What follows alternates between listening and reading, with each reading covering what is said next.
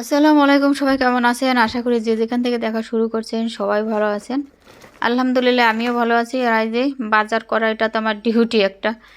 যাই হোক, বাজার থেকে খুব সুন্দর একটা কড়াই কিনে নিয়ে আসছি। কড়াইটা হচ্ছে আমার বিডালের ড্রেসের। আর ওর একটা কড়াই আগের আছে, সেটা অনেক ছোট। আর ওই কড়াইটায় কি হয়, মাছ জ্বালা মানে গরম করলে জ্বালালে সেটা পাশে লেগে যায়। খুবই ছোট, বেশি মাছ গরম করা যায় না। আর ও তো সেদ্ধ মাছ খায়, আমার বিড়ালটা সেদ্ধ মাছ খায়, শুধু হলুদ দিয়ে সেদ্ধ করে দিই।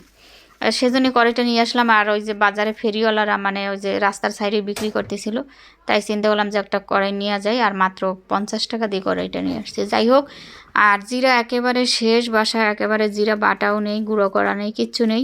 আর জিরা নিয়ে আসলাম। আর এখন কিন্তু বাজার থেকে এখন না, মানে সবসময় জিরা বাজার থেকে নিয়ে আসলে কিন্তু জিরাটা একটু নরম থাকে, একেবারে মশমশা থাকে না। এই অবস্থায় কী করবেন সেটা একটু আপনাদের আজকে শেয়ার করতেছি আমি, কাজে আসবে অনেকের। আর মশমশা জিরাটা যদি না থাকে কিন্তু পাটায় বাটতেও কষ্ট হয়, ব্লেন্ডারে গুঁড়োও কিন্তু হয় না। সেজন্য আমি মাঝে মাঝে এরকম করি, যখন আমার খুবই জরুরি মানে জিরা লাগে। আর জিরা এমনিতেই আমি বেশি যখন জিরা নিয়ে আসি তখন কিন্তু আমি জিরা ধুয়ে রোদে শুকাই। আর এখন বৃষ্টির সময় তো রোদও ওরকম নেই, আর সময়ও নেই। সেজন্য চিন্তা করলাম কি এভাবে করি। এভাবে কিন্তু আমি সব প্রায় করি, যখন আমার জিরা মানে লাগে, যখন একেবারে না থাকে বাজার থেকে নিয়ে আসলে এভাবে করি। হয়তো আপনাদের কাজে আসবে, যারা না করেন তাদের কাজে আসবে, উপকারে আসবে। যাই হোক, একটা চুলা ধরাইয়ে তারপর কিন্তু তাওয়াটা অনেক সময় 1 মিনিটের মতো রাখলাম, মানে তাওয়াটা যতক্ষণ গরম না হয় অতক্ষণ জালটা দিলাম। জাল দেওয়ার পর হচ্ছে তাওয়ার মানে চুলাটা আমি বন্ধ করে দিয়েছি। চুলাটা বন্ধ করে দিয়ে এখন এই যে জিরা, অর্ধেকটা জিরা তাওয়ার উপরে ঢেলে দিলাম। দিয়ে এখন হাত দিয়ে নেড়ে ছেড়ে দিতে হবে উলটপালট করে, যাতে জিরাটা কিন্তু ভাজা না হয়। আর একভাবে রেখে দিলে কিন্তু নিচে যে জিরাটা থাকবে সেটা কিন্তু ভাজা হয়ে যাবে। আর সেজন্য হাত দিয়ে নেড়ে ছেড়ে দিচ্ছি, উলটপালট করে দিচ্ছি আমি। আর এতে কিন্তু জিরার যে মানে ভিজে ভিজে যে ভাবটা সেটা আর থাকবে না, জিরাটা একবারে মসমসে হয়ে যাবে। আর মানে তাওয়াটায় মানে চুলায় জাল দিয়ে এরকম করলে কিন্তু ভাজা হয়ে যাবে। আর ভাজার জিরার ঘ্রাণ আর এই যে কাঁচা জিরার ঘ্রাণ কিন্তু অনেক পার্থক্য আছে, আলাদা আছে। যাই হোক, এভাবে রেখে দিয়ে বাকি জিরাটা গুছিয়ে নিয়ে তারপর জিরাটা আমি গুঁড়ো করে নিব। আর এদিকে ভাতটা বসিয়ে দিয়েছি। এই যে ভাতটা প্রায় বলক এসে যাচ্ছে। আর বাসায় আসছে মেহমান আসবে। মেহমান বলতে আমার খালু আসতেছে, ফোন দিছে সকালে। আর এদিকে চাদরগুলো সবগুলো আমি কালকে ধুয়ে দিয়েছিলাম, কিন্তু বৃষ্টি হয়েছে দুপুরের পর আর শুকায়নি। আজকে সকাল সকাল আবার বের করে দিয়েছিলাম। এখনও আকাশে মানে মেঘ নেই, এখন একটু রোদ আছে, তাই সকালে দিয়ে দিয়েছিলাম, এটা শুকাই গেছে। আর এদিকে খালু আসতেছে, দুটো বিছানার একটাই চাদর নেই। সেজন্য চিন্তা করলাম যে আগে চাদর বিছাই, চাদর আগে বিছনায় পেতে দিই, কারণ কখন চলে আসে আবার, তারপর রান্না করতে যাই। তাই সেজন্য চাদর নিয়ে এসে যে বিছনায় আমার পাতা হয়ে গেছে। আর এই এই বিছানায়ও দিলাম, এই খাটো বিছানার চাদর পাতানো শেষ। এখন এরা তারা চলে আসলে আসুক, আর কোনো ঘরের গুছাই নিই, আর কি গুছাবো, কারণ আমার খালু তো প্রায় আছে। আর এদিকে কিন্তু আমার জিরাটা গুঁড়ো করা হয়ে গেছে। দেখেন, জিরাটা কিন্তু ঠান্ডা করে নেবেন, একটু একটু ঠান্ডা করে তারপর গুঁড়ো করবেন। দেখেন কতটা মিহি হয়েছে, অনেক সুন্দর মিহি হয়েছে, দেখছেন একটা বাজারের মতন কিন্তু হয়ে যাবে। একটু দানা দানাও নেই কিন্তু। আর যদি বাজার থেকে যেরকম, আর জিরাটা একটু গরম করে নিয়ে একটা কাপড়, শুকনো কাপড় একটু ডলা দিলে ওর উপরে যে একটা আলগা ময়লা আছে না, সেটা চলে যাবে। যাই হোক, আর মানে ধুইতে না পারলে, আর ধুইলে তো বেশি ভালো হয় সব থেকে।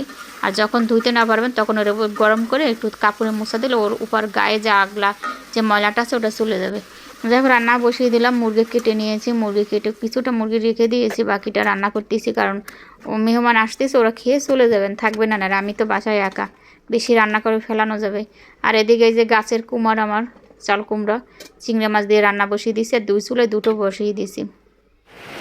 যাই হোক, বিকেলবেলা বলতে 3টার দিকে আমরা খেয়ে দিয়ে 3টার দিকে বেরোই পড়ছে, কারণ আমার আবার বাসায় আসতে হবে। বাসায় আসার পর খালুরও আবার বাড়িতে চলে যাবে, সেজন্য মানে আমি খেয়ে একটু রেস্ট নিয়ে নেই, সাথে সাথে রওনা দিয়েছি। আর দেখেন কাছাকাছি চলে আসি তখন এত বৃষ্টি নামছে। বৃষ্টিতে যে ভ্যানটা মানে একটা দোকানের সামনে ভিতরে ঢুকে ওখানে থামিয়ে রেখেছিল, বৃষ্টি থামার পর আবার এই যে ঘরের এখানে আসছি।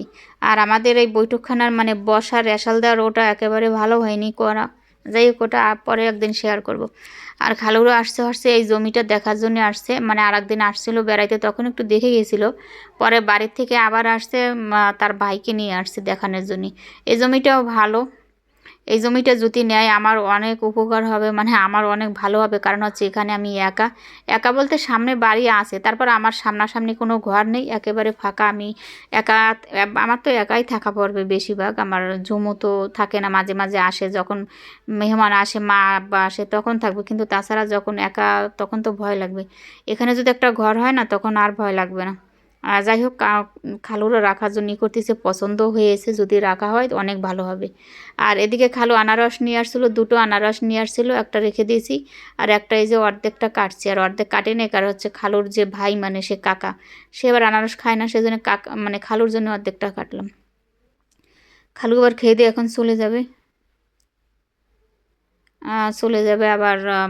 এখন জমি রাখা যদি হয় তো আবার আসবে আনি। তা খালু চলে গেছে, খালু চলে যাওয়ার পর এই যে ঘন্টাখানেক পরে ওরাও চলে আসছে, মানে সন্ধ্যার পর আসছে। আস্তে আস্তে সন্ধ্যা হয়ে, ঝুম আস্তে আস্তে সন্ধ্যা হয়ে গেছে। আর এই যে অনেকগুলো ডিম নিয়ে আসছে, হাঁসের ডিম নিয়ে আসছে, দেশি হাঁসের ডিম এগুলো কিন্তু। আর ডিম আনতে আনতে 5টার মতন ডিম ভেঙে গেছে, আর দুটো ডিম একেবারে ভেঙে গেছে। যাই হোক, যেগুলো ফেটে গেছে সেগুলো ওই যে আলাদা করে রাখতেছি, আরগুলো এমনিতেই ঝুড়ি সহ রেখে দিব। আর দুটো ডিম তো একেবারে মানে খোসা দিয়ে আলাদা হয়ে গেছে, এই যে আলাদা করে রাখলাম। এ দুটো কালকে সকালে ভাজবো, কারণ এখন তো রাত্রেবেলা এখনও ভাজা হবে না, তাই ফ্রিজে রেখে দিয়ে এরকম থাকলে কিছু হবে না, সকালে উঠে দুইটা ভেজে দেবো। আর এই যে এগুলো ফ্রিজ এখন রেখে দেবো।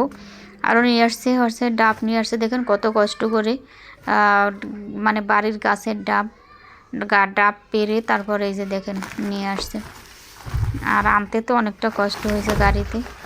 আর এখানের ডাব, এক একটা ডাবের অনেক দাম। আমরা তো একটু মানে শহর থেকে একটু দূরে থাকি, তারপরেও শহর এটাও যেখানে আছি সেখানেও সব কিছুর দাম বেশি। আর ওদের বাড়িতে এখন গ্রামে তো আরও একেবারে দাম কম। আর এগুলো ওদের গাছের ডাব পেরে নিয়ে আসছে আসার সময়। যাই হোক, আজ এই পর্যন্ত। সবাই ভালো থাকবেন, সুস্থ থাকবেন, আবার আসবো আর একটা সুন্দর ভিডিও নেই। সবাই ভালো থাকেন, আল্লাহ হাফেজ।